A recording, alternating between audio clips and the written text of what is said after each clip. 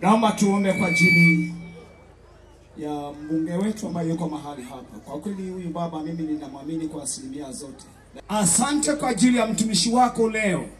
Bwana, tunamweka wakifu ya kwamba maeneo yote atakayokuwa anapitia apate kibali toka kwako Jehova. Bwana, namsimika, Bwana namwakilisha, Bwana mpake mafuta ya nguvu ya Roho Mtakatifu, akasimame kwenye majukwaa, akasimame katika maeneo yote. Bwana, mpe neema kubwa, mpe kibali kikubwa mbele ya jamii yote atakayokuwa anapitia. Baba, nasema asante kwa ajili ya Geita hii. Geita hii Bwana umekubali kutupa jembe ambalo Bwana litahusika kwa viwango vikubwa sana. Bwana, tunatamani mtumie kama chombo kiteule.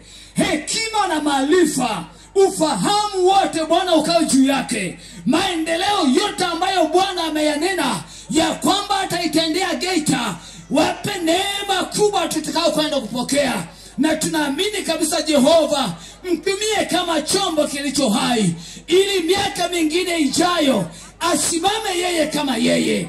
Asante kwa sababu Bwana upo na utaendelea kumdhibitisha. Bwana, mdhibitishe mbele ya watu hawa. Mnatishe Jehova, mpe neema kubwa Jehova.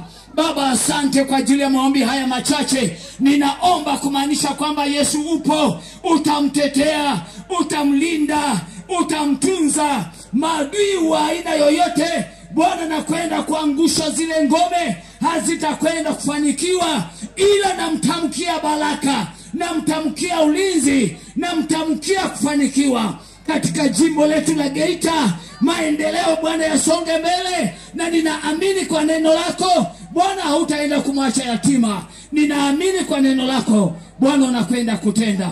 Katika jina lako Baba, jina lako Mwana, jina lako Roho Mtakatifu, makutano wote tuseme amen.